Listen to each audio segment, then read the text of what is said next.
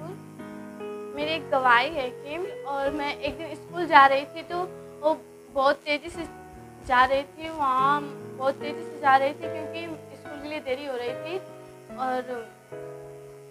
और railway crossing हमने ध्यान नहीं दिए, रेलवे क्रॉसिंग लग गई, गिरने वाली थी। एक फाटक से मैं पार हो गई थी, दूसरी फाटक पार कर रही थी, तभी तक मेरे सर पे वो फाटक गिर गया और मैं साइकिल लेकर के गिर गई। और मेरी फ्रेंड जो थी वो आगे थी और जब देखी तो वो आई तुरंत और हमको उठाई और सभी लोग इकट्ठे हुए कि कुछ हुआ तो नहीं ना। और फिर भी मैं स्कूल गई। जब पढ़ के शाम को घर पे आई तो मम्मी से मैंने बताया कि मम्मी ऐसी बात है, तो मम्मी ने सर पे हल्दी और प्याज रखा। तब मैं ठीक थी और प्रभु को भी जानती थी।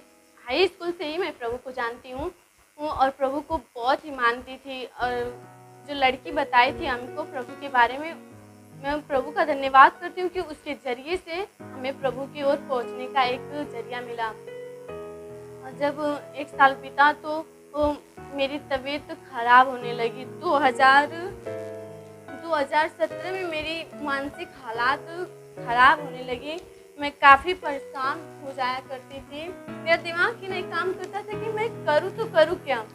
2017 में मेरी तबीयत बहुत काफ़ी खराब हो गई और मेरे पापा परेशान हो जाया करते थे, घर के लोग भी परेशान हो जाया करते थे कि इसके लिए हम क्या करें। तब पास के पड़ोस में किसी ने बताया कि उन्हें बनारस हॉस्पिटल, दीनदयाल हॉस्पिटल में ले जाओ जहाँ पे मानसिक डॉक्टर बैठते हैं। वहाँ पे मैं गई। जब मैं बात भी नहीं करती थी, ऐसा लगता था मेरे मुंह पे ताला लग गया है, मेरा दिमाग ही नहीं काम करता था कि मैं उन्हें बताऊँ तो बताऊँ क्या। जब डॉक्टर पूछते थे तो मैं हुआ क्या है, तो मैं कुछ भी नहीं बताती थी। वो बस मुझे देख करके दवा देते थे। वो दवा देने लगे और तब भी मेरी दवा जो मैं खा रही थी वो भी रिलीफ नहीं कर रही थी। एक बार ऐसा हुआ कि मैं जैसे कि मेरा दिमाग ऐसा काम नहीं करता था कि मैं करूँ क्या। और मैं रात को इतना चिल्लाती थी। मेरी मम्मी, मेरी बहन छोटी वाली थी, वो मेरे हाथ पैरों को बांध दिया करती थी कि कहीं जाए ना। मैं रात भर चिल्लाया करती थी, मुझे नींद नहीं आती थी, मैं बहुत परेशान थी। प्रार्थना मम्मी दिलवाती थी तब जाकर मुझे नींद आती थी। फिर वैसे की तैसी हालत हो जाती थी। फिर पापा दवा को ले जाने लगे। फिर वहाँ पे भी डॉक्टर पूछते थे और दवा भी चलने लगती थी। कम से कम 5-7 को दवा हमको खाना पड़ता था। मैं बहुत बोर हो जाती थी, अंदर ही अंदर घुटती रहती थी कि मुझे भी हुआ क्या है, मेरा दिमाग क्यों नहीं काम करता है, मैं ऐसे क्यों भागती हूँ, मैं ऐसे क्यों परेशान हो जाया करती हूँ। मैं बहुत रोती थी, कभी कभी इतना अकेले महसूस करती थी कि मेरे आसपास कोई है ही नहीं। मैं बहुत परेशान थी। फिर कलेसिया में डेली आया करती थी, जब ब्रदर आया करते थे फिर तो मुझे प्रभु का भी स्पर्श होने लगा। लाल जी ब्रदर जब आते थे तो वो प्रभु का स्पर्श होने लगता था। ऐसे में बहुत अच्छा फील करने लगी। तो 2018 में मेरी तबीयत एकदम ठीक हो गई, मैं बिल्कुल ठीक हो गई। और कुछ ऐसे हालात हो गए कि मैं गवाही नहीं देने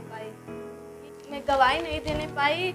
और मैं काफ़ी फिर कहती थी कि मैं गवाही दूंगी तो मेरे घर के लोग जानेंगे, यूट्यूब पर देखेंगे तो क्या कहेंगे। मैं इस डर की वजह से गवाही नहीं दे पाती थी।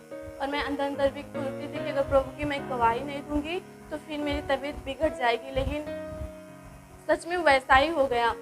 फिर जाते जाते 2020 में मेरी तबीयत फिर बिगड़ गई। इस बार ऐसी तबीयत खराब हो गई कि मैं सच में मुझे समझ में नहीं आने लगा कि अब क्या होगा। कुछ ऐसे हालात हो गए, फिर से मुझे दवा करना पड़ा। फिर से मेरे पापा मुझे उसी हॉस्पिटल, दीनदयाल हॉस्पिटल में 2019 में लेकर गए और वहाँ के डॉक्टर बोलने लगे कि तुम्हें सीटी स्कैन करवाना होगा।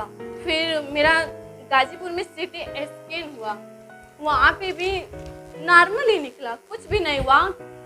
वहाँ पे भी कहे कि कुछ नहीं हुआ है, बस सर दर्द करा होगा, ठीक हो जाएगा। लेकिन डॉक्टर ने जैसा बोला वैसा हम लोग ने किया तो नॉर्मल ही निकला। फिर कहा ठीक है कि इन्हें 3 साल दवा करनी होगी। मैं तो और परेशान हो गई कि मैं दवा नहीं खाती हूँ, फिर 3 साल मैं कैसे खाऊंगी। मैं बहुत परेशान हो गई, मैं दवा नहीं खाना चाहती थी और दवा भी खाती थी मुझे उतना आराम नहीं मिलता था, बल्कि मेरी शरीर लगती थी कि सूज जा रही है। और फिर ब्रदर से हम लोग फ़ोन क्या करते थे, प्रार्थना करवाते थे, तब कुछ आराम होता था हमें। एक बार हम लोगों ने गुट बनाया कि चले ब्रदर की कलीसिया में, वहाँ भी प्रभु बहुत आशीष देते हैं। लाल जी विश्वकर्मा के कलीसिया में हम लोग यहाँ पे आए, एक रात रहे।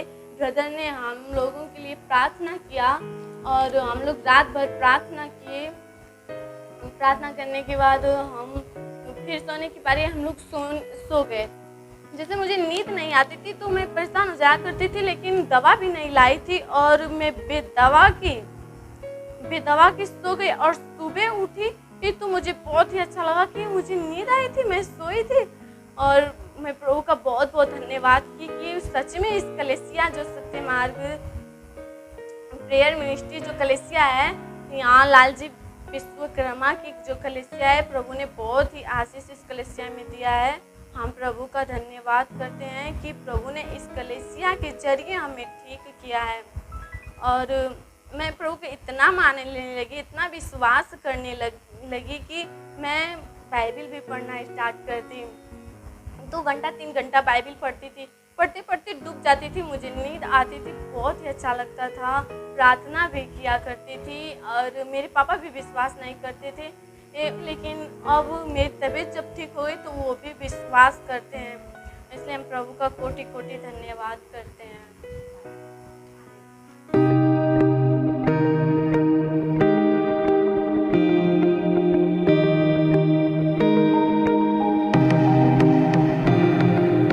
अगर आपने हमारे YouTube चैनल को अब तक सब्सक्राइब नहीं किया है तो आपको यहाँ सब्सक्राइब बटन दिख रहा है, इस पर आप क्लिक कीजिए और हमें सब्सक्राइब कर लीजिए। और साथ ही साथ इसके सामने एक नोटिफिकेशन बेल आ रहा है, इसे भी आप इनेबल कर दीजिए ताकि आपको तुरंत नोटिफिकेशन मिले जब भी हम कोई नई वीडियो